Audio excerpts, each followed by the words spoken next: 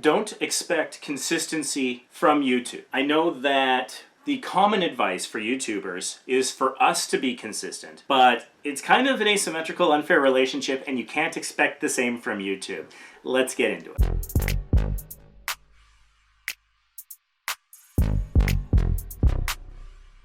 Anyone worth their salt that's giving you any advice about YouTube, even if they're not worth their salt, even if they're a hack, even if they're a scammer, everyone says consistency.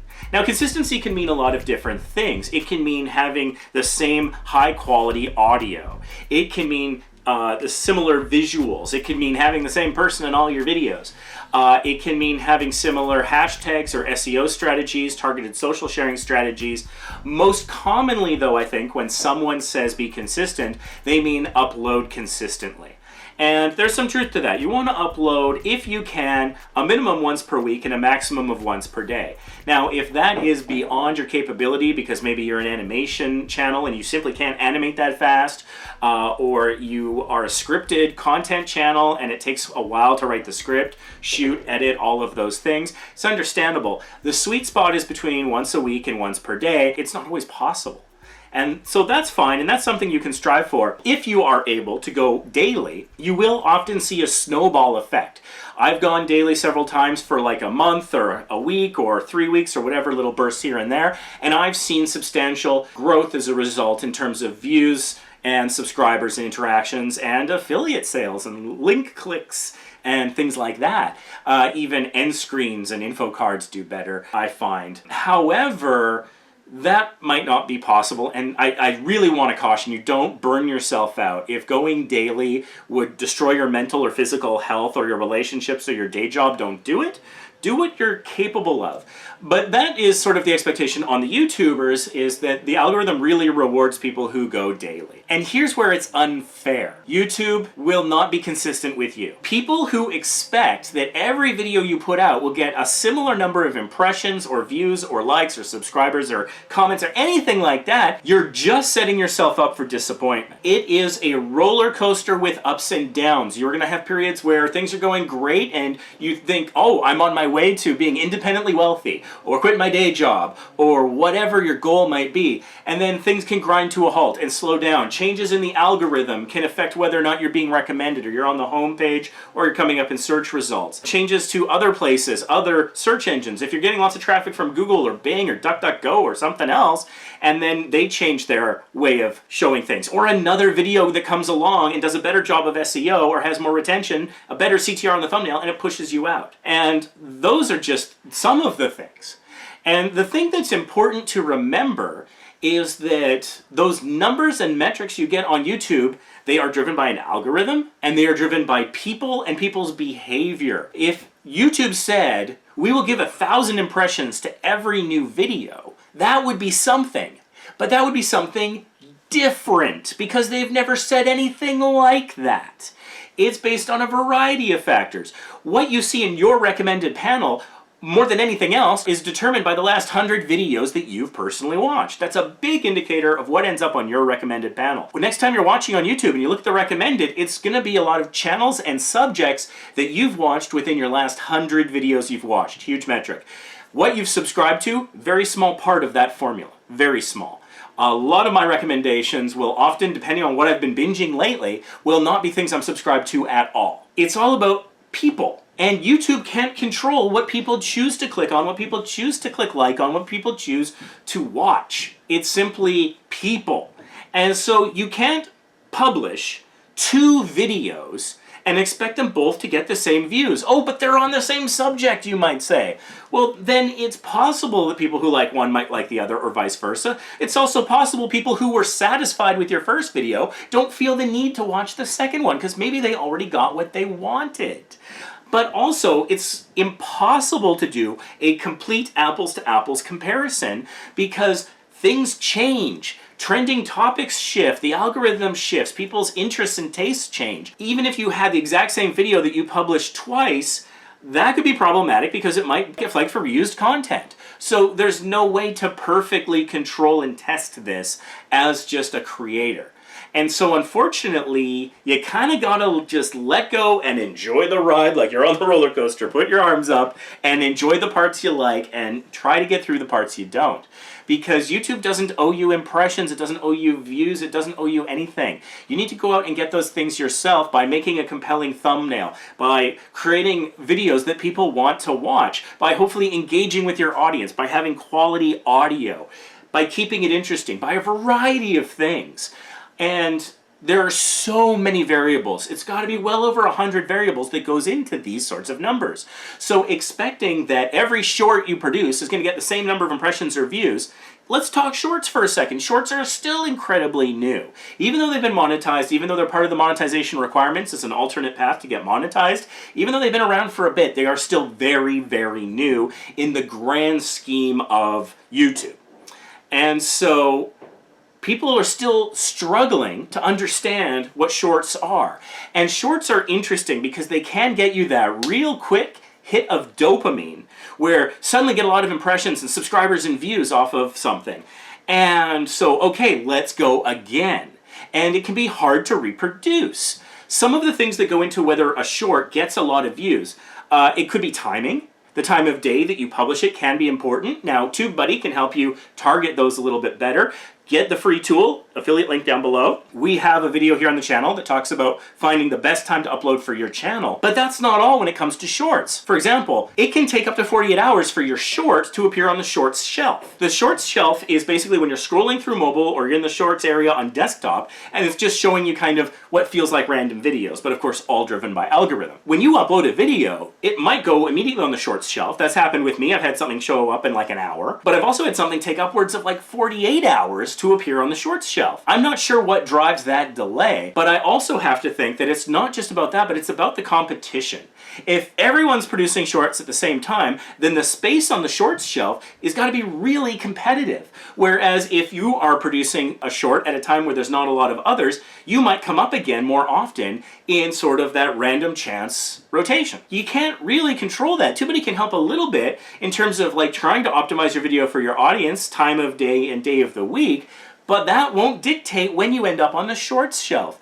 And that shorts shelf, I love it and I hate it because it gives you this like this hit of like, wow, I just got a bunch of views. Your SEO could be trash. Your CTR could be trash. Your thumbnails could be trash. In fact, in a lot of cases, you can't change the thumbnails on shorts at the moment, depending on where you are and a whole bunch of things. YouTube keeps changing that. We used to be able to change the thumbnails, then we couldn't. Now some people can.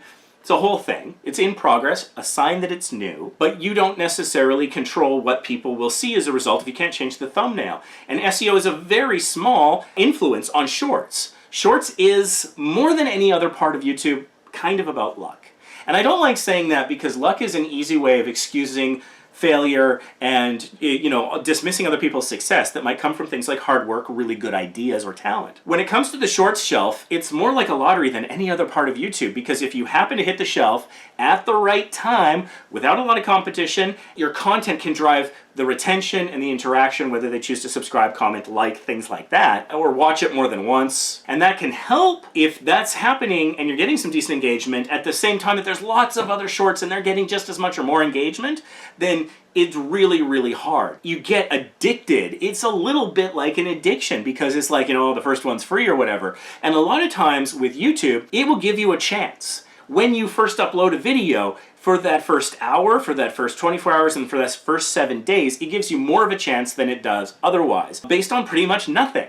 If you want to keep showing up in impressions and recommended and search results after that first week, you got to have SEO, you got to have a good CTR, you got to have good audience retention, interactions help, and if it's about like a topic that has high search volume, that's part of SEO. And so that keeps it going potentially. But for that initial little bit of videos, you can kind of get a bunch of sort of free impressions because that is the time that the algorithm doesn't know really what your video is about or how people will like it or interact with it or feel about it. And so it's giving it a chance to gather data and realize, okay, is this going to be a hit or is this going to be a dud? And after a week, it's kind of made up its mind.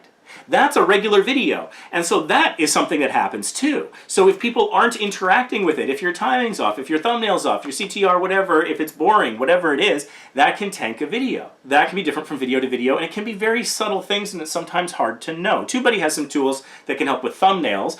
Click Magnet's fantastic. Check out our video about that. That can be a game changer. But when it comes to shorts, it's much shorter because in my experience, things don't stay on the shelf very long. You can get like an hour on the shelf and you could get some views that might be abnormally high for your channel. Might be 148, might be 8,000. Who knows? Anything in between or above below, but you might get a shot. I was reading in our Small YouTubers Boost Facebook group, which you can find at facebook.com/groups/Small YouTubers Boost. Someone was saying, oh, I normally get like 15 impressions on my shorts and now I'm only getting 1. So for some, those numbers can be relatively small, and that's problematic too because your sample size is so tiny that like one person being really keen on your video and maybe sharing it or something can really drive those numbers into outliers and spike them. You want to manage your expectations. If your expectations go along with every step of the roller coaster, you're going to feel every part of that roller coaster. And it's going to be intense, and it's going to probably be demoralizing. All the parts that you don't like are going to hurt so much worse. And after a point, the highs are not going to be enough to offset the lows, I think, in my personal opinion. And so you can't expect YouTube to be consistent in what it gives you in terms of opportunity. You just have to be grateful. I think it's a good idea for life to practice gratitude. Unhappy people focus on what they don't have. Happy people focus on what they do have. And so if you focus on what you do have and you're grateful for the opportunities and when things work out and that the algorithm happens to like you or you had good timing, good luck, good work, good thumbnail, whatever, enjoy that, learn from it, reproduce it where you can, build on it if you can. That's all fantastic. But if the next one comes along and does nowhere near as well, you gotta kind of manage yourself in that moment. You gotta say to yourself, okay, what can I learn from this? Or that didn't work, on to the next thing. I can't tell you how many times people come into our Facebook group and say, my video here got 1,500 views and this one got 53. What did I do wrong? As much as in life, more so on YouTube, it is completely possible to make no mistakes and still fail. All it takes is something like bad timing or higher competition. If you publish a video on a subject and Mr. Beast publishes something on the same subject, that could be synergistic or not. People might see you as a copy, or they might be like, well, I already watched a video on that, so I don't need to watch yours. Or maybe everyone's really excited because of the Mr. Beast video and they want more, and you give them more of what they want. And so maybe that goes great for you. And how do you know how people are going to react in advance? You can study psychology, you can study the algorithm, you can study CTR, you can study like the psychology of colors, you can study all of that and still not accurately be able to predict what's going to take off and what's not. If you could, you would be absolutely rich. It would be very easy to make tons of money. Even if you knew all those things and you studied all those things and you had doctorates in all those things, it's still potentially going to be hard. Find what kind of peace you can with that. Acknowledge and know going in, this is a roller coaster. They say it's a marathon, not a sprint, and that's absolutely true. There's going to be parts of the marathon that are going to be hard. And there's going to be parts that's going to get easier. You're running your marathon and you're starting to go uphill and you have to strain and you have to work harder at it and you kind of want to quit. And then maybe you get over a crest of a hill and you start to have gravity on your side. And then that part of the marathon maybe gets a little easier. You run up to the water table and you get some refreshing water as you're on your marathon. You know, you splash it on your head or whatever and it cools you down. Then you run into somebody in the crowd who says, hey, you suck.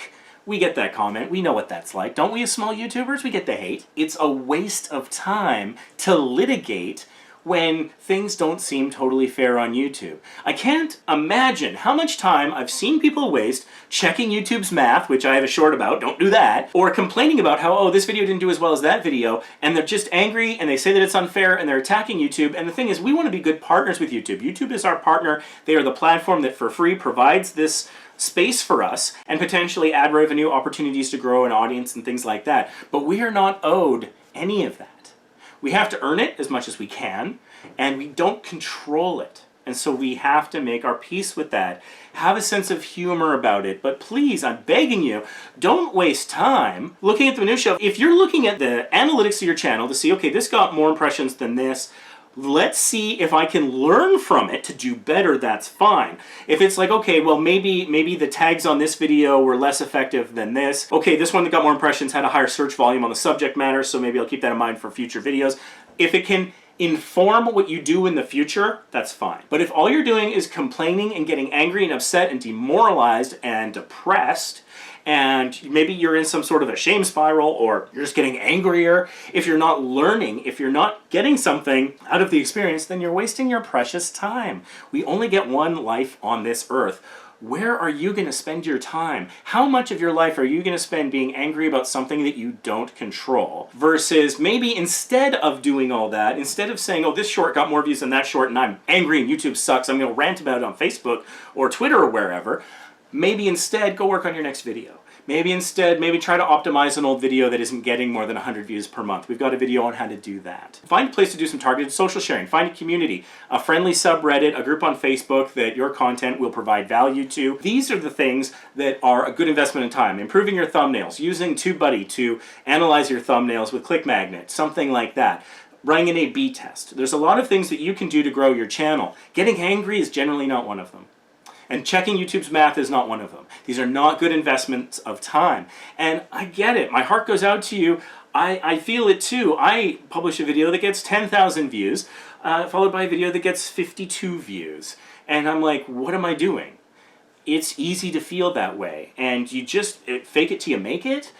Take a break, go listen to some meditation, do a meditation, listen to some calming or uplifting music, whatever you need to do to get past that. But wallowing in just looking at what looks like a failure that, okay, from an objective standpoint, numbers, it might seem like failure, but you can do everything right and still fail.